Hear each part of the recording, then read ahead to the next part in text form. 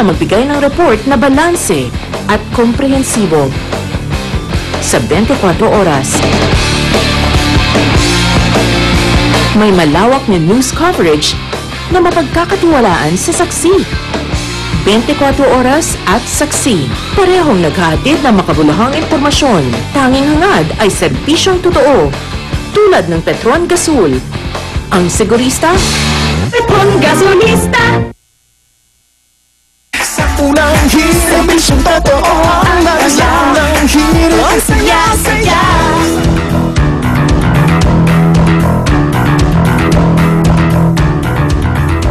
Okay, na-absolve naman si Senator Pangilo Lacson sa Dasal Corbito double murder case. Hindi pa rin siya lusot sa ethics complaint na nakabinbin sa Senado. Ito bata si pahayag ni Ethics Committee Chairman Senator Alan Peter Cayetano na gugulong pa rin ang reklamong inihain ng VACC laban po sa dating nagtagong senador. Pinalma ng desisyon ng Court of Appeals na nagbasura sa pagkasangkot ni Lacson sa pagpatay sa PR man na si Bobby Dasera, driver nito na si Corbito. Hindi raw nito maapekto ng gagawing pagdinig sa Senado.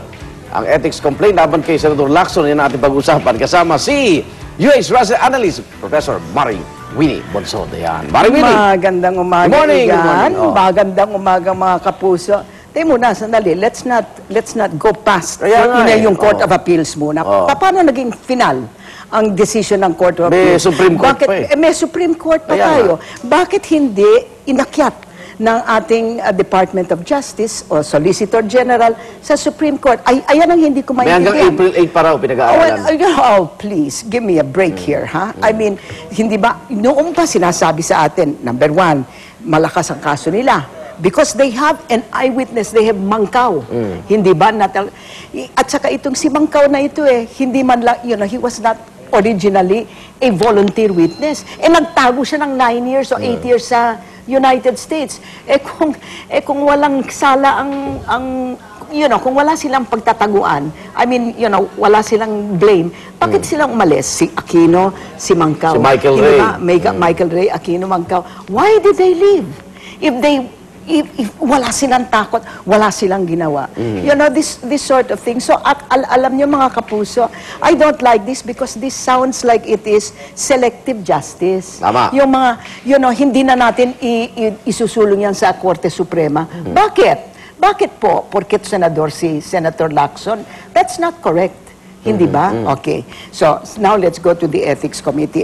Hindi ko alam kung ano ang charges na final yung ng VACC. But sa akin po, ito, isang taon, more than 1 year na si Senator Lacson, hindi po siya nagsisilbi sa Senado. Andiyan dyan yung kanyang sweldo, andiyan dyan yung kanyang, andiyan yung sweldo ng mga staff niya.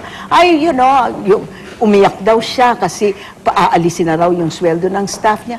Bakit hindi siya nag-leave without pay from the very beginning? Di ba? A fugitive question, mga kapuso, dapat ito ba behavior ng isang senator? Lawmaker. Na kung ikaw, isang lawmaker, na dapat siyang unang-una, susunod sa batas, merong arrest charges filed against him, and then he will go. Sinabi rin niya para siyang prisoner, kaya lang walang selda. Bakit hindi siya why didn't he obey the rules here and fight it out here? Hindi ba? Like a ordinary Filipino citizen, fugitive from hindi justice. raw niya makukuha yung fair trial. Fair trial. Under the Arroyo. Muna, sandali lang. Kailan umalis ang Arroyo? Kailan? Hindi ba June? June 30? Dapat nung noy-noy na bumalik na My siya. goodness naman, fair trial. Anong ginawa ng Court of Appeals, please? Do you think that was fair? It's fair as far as he is concerned, but it is not fair as far as a lot of other people are concerned. Why, my goodness? Hindi pwede yun. Diba dapat i-review yung decision ng Court of Appeals? Kasi kung God, the Department of Justice, if they really had a strong case, if they believed in Mangkaw, if they believed, kasi nangyari na po ito, hindi ba? Sa Puratong Baleleng, hindi ba? I mean, si Lacson got away scot-free. Diyos ko, ayan ang talagang, that's why siguro if he thinks that there is no justice in the Philippines, maybe that's the case where there is no justice in the Philippines. No, I don't, sa akin po, I don't like that he's being treated as if he were a hero by the media. What is he a hero for?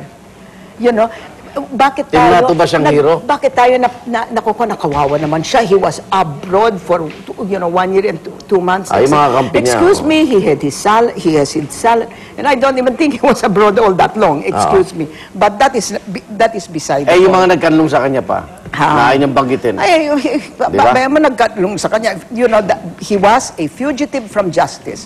How can he remain a senator when he flouted the laws of the Philippines? May I ask? Isang tanong lang po. Yun, hindi ba? Ako, you treat a senator the same way you treat... A common criminal. Not a common criminal, an average Filipino. Oo. What makes him special? You know, he must be a servant of the people. Actually, as a senator, he must be held to a higher standard. Hindi ba? Okay. Aba, hindi pwede yan. No, I think dito, I do not agree with Laila de Lima. I mean, I hope Laila de Lima follows it up. Or, kasi, palagay ko merong parang order o suggestion sa kanya na wag mo nang Bakit? Bakit gano'n ang order? Well, why don't you ask? Diba? Why don't you ask? Mamaya. Aba, kailangan. Guess hindi natin live pwedeng- dito si Senator Lacson. Aba, kailangan tatanungin natin yan. I mean, I don't care how sympathetic he is. The law is the law. Hindi ba siya alay The facts are the facts. ng Pangulo? Aba, basta sa akin po, if ito ay daan na tuwid, kailangan tuwid tayong maglakad. Hindi po ba? Okay. Maraming salamat, Maring Winnie Musot. Mamaya abangan nyo ating talakayan dahil makaka-101 natin live sa studio si Senator Panfilo Lacson. Unang balita ng mga igan.